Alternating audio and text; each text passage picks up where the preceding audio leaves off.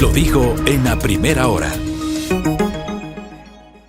Muy bien, 6:40 en la mañana. Antes de empezar el comentario, quiero expresar mi nota de pesar, de solidaridad, el abrazo fraterno de un querido amigo, a Gonzalo Ponce Leiva. Su señora madre ha fallecido. Gonzalo escribió en su cuenta Twitter: descansa en paz, madre querida, nos dejas un legado de amor inmenso y alegría. Bendecidos, agradecidos por haberte disfrutado y acompañado hasta el último minuto en tus primeros 95 años. Buen viaje, Rosita querida, te vas cantando la violetera que tanto nos gustaba, ya te extraño. Abrazos para el querido Gonzalo, a quien le guardo un profundo afecto, cariño y respeto. Y que pueda tener la fuerza necesaria para enfrentar este duro momento por el fallecimiento de su señora madre. Abrazos, querido Gonzalo. A ver, querida audiencia, ¿cómo amanecemos el día de hoy? Amanecemos con un secreto a voces. Digo, de alguna manera, cuando ocurren estas cosas, uno se da cuenta que no está loco y no está solo en una visión. A ustedes les consta, a los que tienen la gentileza de honrarme con su sintonía diariamente, que lo hacen hoy, que lo hicieron antes, que lo han hecho siempre. La posición crítica que en lo personal he tenido desde los diferentes espacios en los cuales tengo la oportunidad de hacer opinión y hacer periodismo sobre la necesidad de que alguna vez en este país se respeten los presupuestos normales, lógicos, elementales, para tratar casos judiciales, casos de corrupción, las investigaciones, etc. Permanentemente, querida audiencia, desde este espacio, desde esta tribuna, hemos defendido el debido proceso, la presunción de inocencia y el derecho a la defensa. Y hemos sido críticos desde a primera hora sobre la selectividad de la justicia, sobre la politización de la justicia, sobre la judicialización de la política, sobre la mediatización de la justicia. Hemos sido absolutamente críticos sobre el hecho de que no se mide con la misma vara los casos, que lamentablemente los casos a lo largo del tiempo están atados a las coyunturas políticas, están atados, y esta ha sido la historia del Ecuador de siempre, a quien ostente el poder político de turno. Así ha terminado siendo. ¿Por qué hago este preámbulo? Porque resulta que en horas de la madrugada de Ecuador se presentó a nivel internacional un informe que lo reproduce diario El Comercio y que dice que ese informe mundial critica la corrupción y la interferencia política en la justicia del Ecuador. Dice la nota del Comercio: en Ecuador continúan las demoras en los procesos judiciales y de presión indebida sobre los tribunales, así como la falta de garantías al debido proceso en casos de alto perfil de corrupción. Así señala el informe mundial de la Organización Gubernamental de los Derechos Humanos, Human Rights Watch, que se lanzó este jueves 13 de enero del 2022. En su estudio, que abarca más de 100 países, el organismo analiza las tendencias mundiales y hace un balance sobre la amenaza autoritaria y otros problemas de derechos humanos en América Latina. En el informe, Human Rights Watch dedica un capítulo a Ecuador. El organismo sostiene que en el país persisten serias preocupaciones respecto de las malas condiciones y la violencia en los centros de detención, el uso indiscriminado de la fuerza por parte de los miembros de las fuerzas de seguridad, restricciones en el acceso a la atención de la salud reproductiva de mujeres y niñas, y la escasa protección de los derechos de niños, niñas y adolescentes y de personas refugiadas. Según la ONG, la organización no gubernamental, la respuesta a la pandemia del COVID-19 en Ecuador ha estado marcada por varios señalamientos de corrupción. En los antecedentes, Human Rights Watch se refiere a la asunción en mayo del 2021 del presidente Guillermo Lasso. Ese mismo mes empezaron sus mandatos de 4 años los 137 legisladores de la Asamblea Nacional, donde Lasso no cuenta con mayoría, y eligieron a la primera presidenta indígena de la Asamblea. Una de las primeras medidas de Lasso, dice el informe, fue presentar un proyecto legislativo orientado a mitigar el grave daño a la libertad de expresión causado durante la década que Rafael Correa ocupó la presidencia, dice el documento. El organismo asegura que durante años la corrupción, la ineficiencia y la interferencia política, muchas gracias, han caracterizado al Poder Judicial del Ecuador. Las reformas llevadas a cabo durante el gobierno del expresidente Lenín Moreno para reparar los daños infligidos por el gobierno de Correa a las instituciones democráticas lograron mejorar la independencia de instituciones clave, dice el informe, pero las demoras en los procesos judiciales, así como la falta de garantías del debido proceso en casos de alto perfil por corrupción, continuaron, subraya Human Rights Watch. En su investigación, esta ONG recuerda que el 6 de mayo del 2021, la Corte Constitucional declaró inconstitucional una resolución del Ministerio de Defensa de mayo del 2020, la cual otorgaba amplias facultades a las fuerzas militares para participar en operativos de seguridad durante manifestaciones y reuniones, así como usar la fuerza letal. En marzo del 2021, dice Human Rights Watch, una comisión de la verdad creada por la Defensoría del Pueblo para investigar el uso excesivo de la fuerza durante manifestaciones que tuvieron lugar en 2019, atribuyó las muertes de 6 manifestantes a las fuerzas de seguridad, determinó que alrededor del 75% de las violaciones de los derechos humanos ocurridas durante las protestas eran atribuibles a la policía y 13% al ejército. Por cierto, ese informe no es un informe de la Defensoría del Pueblo. Ese informe, como se ha repetido en innumerables ocasiones, fue un informe preparado por una comisión integrada por la Defensoría del Pueblo, liderada por Sibel Martínez, vicepresidenta del Consejo de Protección de Derechos de Quito, e integrada, entre otros personajes, por Juan Carlos Solines, ex candidato a la vicepresidencia de la República, por Javier Zavala Egas, jurista y ex integrante del Consejo de Participación Ciudadana y Control Social de Transición. Habla el informe también de las condiciones en los centros de detención, que son complejas. Miren ustedes cómo desde el 2019 este país ha enfrentado una crisis exponencial en el sistema carcelario. Habla de los motines, refiere a la presencia de grupos armados, cuestiona la situación de los derechos de las mujeres. El debate sobre el aborto en el Ecuador también llama la atención del informe de Human Rights Watch.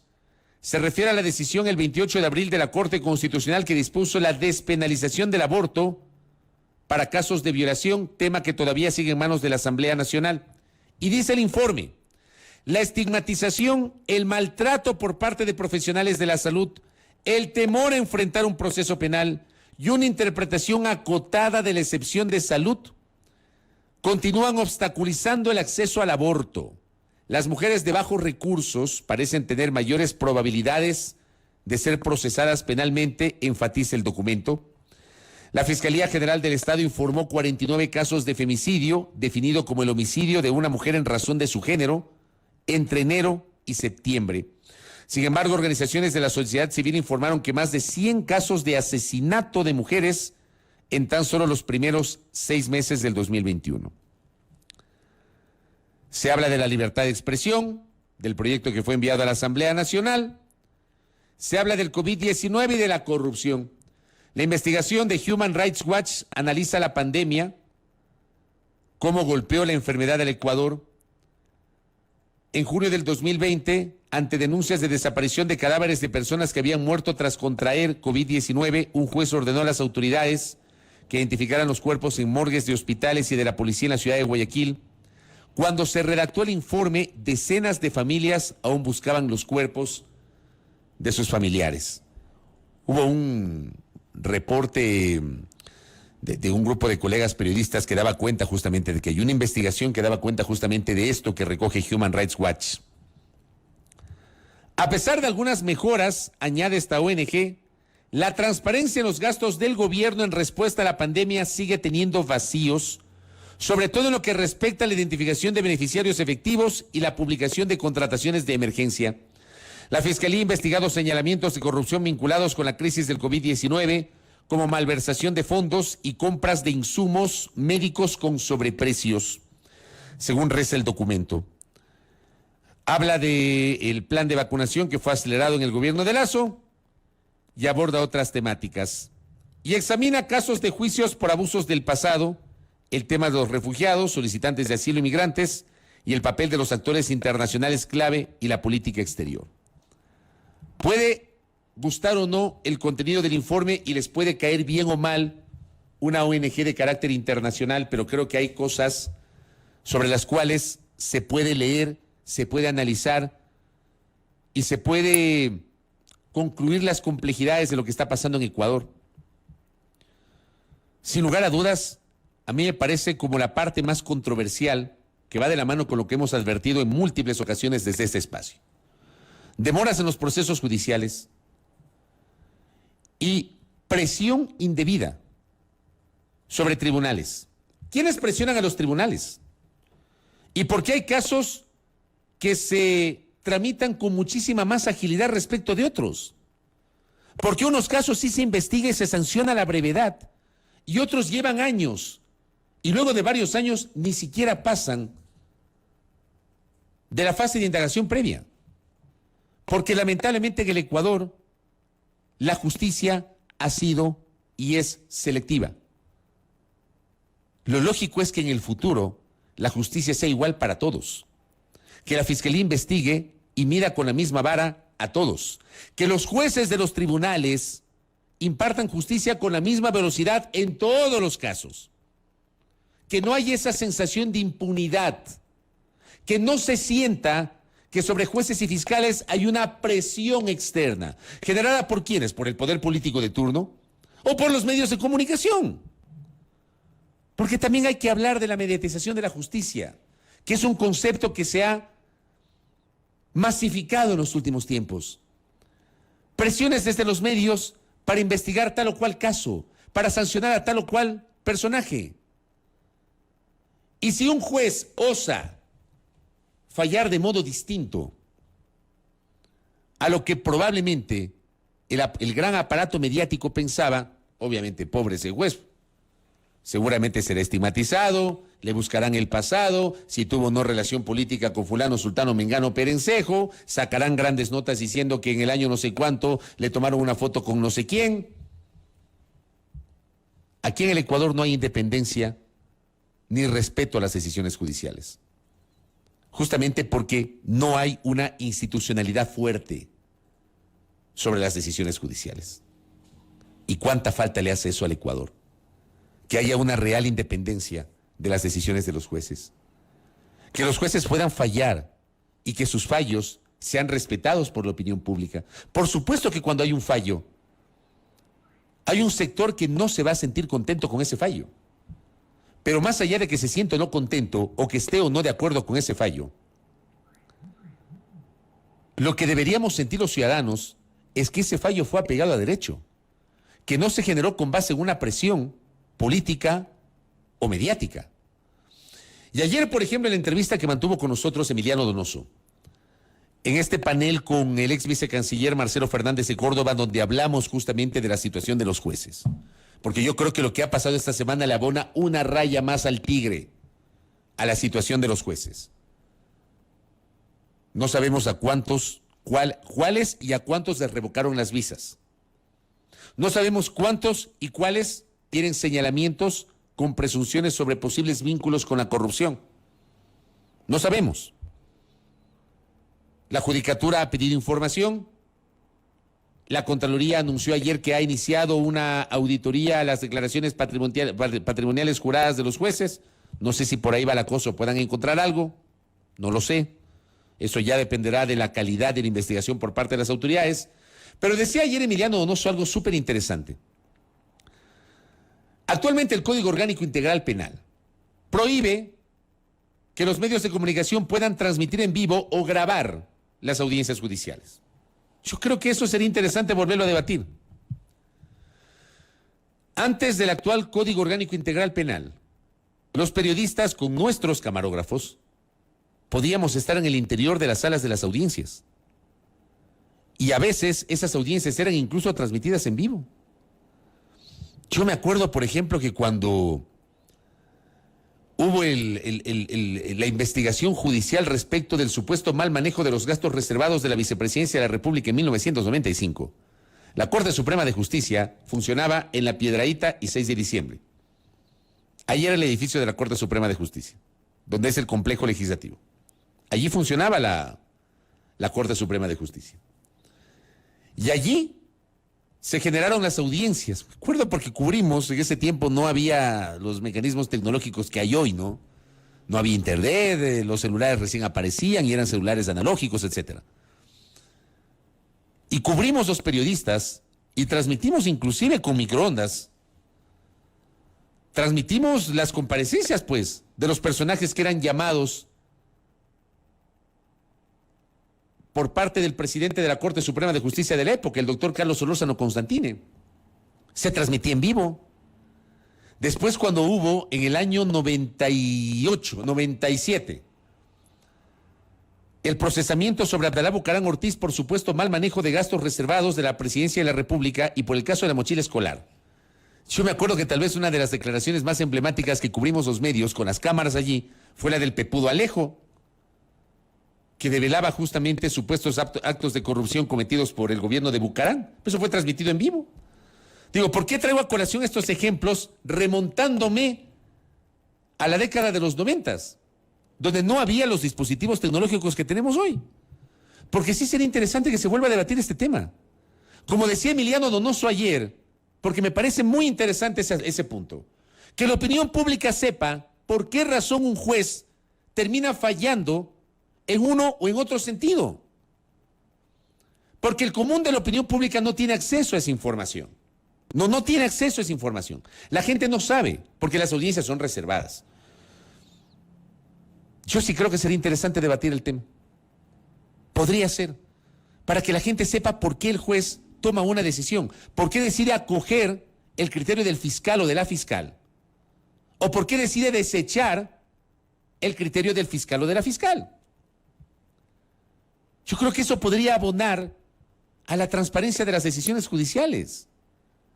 El problema es que este país peca de ser muy inmaduro, extremadamente inmaduro para este tipo de cosas. Y tendemos mucho a generalizar. Asumimos que todos los jueces son corruptos, cuando no es así. Cuando hay jueces que se caracterizan por su formación intelectual, profesional, su experiencia, su conocimiento, que han hecho carrera en la función judicial, que saben lo que en realidad es impartir justicia, que saben que la justicia se imparte sin temor ni favor. Pero lamentablemente esos jueces terminan siendo la excepción de una regla perversa que ha perdurado a lo largo del tiempo y que la recoge este informe de una organización no gubernamental que da cuenta que en el Ecuador persisten las distorsiones para el manejo de la administración de justicia. Las presiones. ¿Hasta cuándo? ¿Hasta cuándo la función judicial en el Ecuador va a seguir soportando presiones de todo tipo? Políticas, económicas, mediáticas. ¿Hasta cuándo el poder político de turno va a ser el que tenga la sartén por el mango respecto de las decisiones que cuando son poder se toman en la administración de justicia? ¿Hasta cuándo se sigue aplicando la selectividad en las investigaciones? Porque unos casos sí, porque otros casos no. Porque sobre los unos hay unos anuncios rimbombantes que luego se van diluyendo en el tiempo con la complicidad de la opinión pública. Y eso recoge Human Rights Watch. Está señalando que persisten, repito, recapitulo, serias preocupaciones, además, respecto de las malas condiciones y violencia de los centros de detención. La última masacre del 12 de noviembre. Han pasado exactamente 2 meses de la última masacre en la penitenciaría del Litoral. A mí me encantaría saber, 2 meses después, cuáles han sido las medidas y acciones efectivas para adoptar soluciones de largo aliento sobre las condiciones del sistema carcelario de la República. Pero ha ocurrido lo que siempre pasa. Nos olvidamos. Nos olvidamos. Somos en este país tan coyunturales que nos olvidamos. Ya nadie se acuerda del tema. Ya nadie habla del tema. ¿Qué es lo que está ocurriendo? El uso del aparato judicial, del aparato policial, para justamente repeler manifestaciones, lo advierte también Human Rights Watch, que recoge justamente el uso excesivo de la fuerza en el contexto del 2019. Hay gente aquí que solamente habla de las de la agresividad de un segmento de los manifestantes, que la hubo, pero no hablan del uso excesivo de la fuerza por parte de la policía, que está recogida en el informe preparado por la comisión liderada por Sibel Martínez, no por el defensor del pueblo, por Sibel Martínez. Hubo imágenes que se difundieron a través de las redes sociales de policías que le hicieron cargamontón a un manifestante. Acá, muy cerquita de la Basílica del Voto Nacional, en el centro de Quito, hay una imagen de un manifestante que ya estaba sometido y que era pateado en el piso por 6 policías. O 2 fotoperiodistas que en el inicio de las manifestaciones fueron agredidos por miembros de la policía en el centro de Quito, en la calle Mejía, creo que fue esto, Mejía y Guayaquil, o Mejía y Venezuela, una de estas calles. Fueron agredidos 2 colegas fotoperiodistas, uno del comercio y un colega de la agencia API. Y de esto poco nada se dijo. Poco nada se dijo. Hubo excesos por parte de la policía. Lanzamiento de bombas lacrimógenas en los centros universitarios circundantes a la Casa de la Cultura, la Pontificia Universidad Católica del Ecuador y la Universidad Politécnica Salesiana, además de la Escuela Politécnica Nacional. ¿Eso pasó? ¿Qué pasó con la investigación del incendio del edificio de la Contraloría? Que es tal vez una de las cosas más infames de los últimos tiempos. ¿Qué pasó con el incendio del edificio de la Contraloría? ¿Quién incendió el edificio de la Contraloría? Un incendio además inexplicable. Un edificio que había tenido 3 ataques previos y que no fue resguardado. ¿Quién sabe por qué? ¿Quién sabe? ¿Cuánto ha avanzado esa investigación? ¿Alguien sabe en qué contexto se encuentra esa investigación? Yo no la sé. ¿Alguien sabe? 2 años y 3 meses han pasado desde el incendio del edificio de la Contraloría General del Estado. Y nadie sabe quiénes fueron los reales responsables del incendio de este edificio. Cosas que pasan, ¿ah? Cosas que pasan. Y que no podemos perder la memoria. Siempre apelo yo a ese criterio desde este espacio de noticias. No perdamos la memoria. Una ONG advierte las distorsiones en el manejo de la Administración de Justicia en el Ecuador. Una ONG internacional. Puede o no gustarles. Pero claro, seguramente ese informe y el contenido será manejado o manipulado de acuerdo a las conveniencias políticas. Saldrán los unos y saldrán los otros. Vean, les doy por firmado. 7 de la mañana con 2 minutos. Primera plana. Todas las noticias, todas las voces.